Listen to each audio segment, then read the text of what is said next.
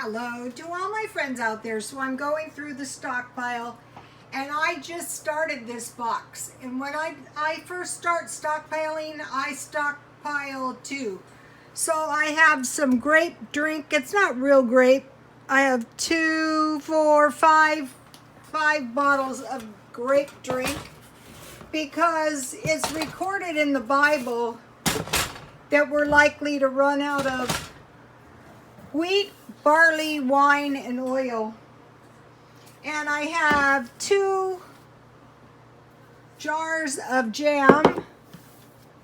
And I have 2 of these. I think I bought them at Dollar Tree. And then I have 2 boxes of raisins.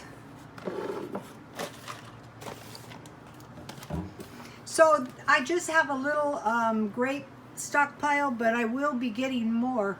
Okay, you guys, God bless you all.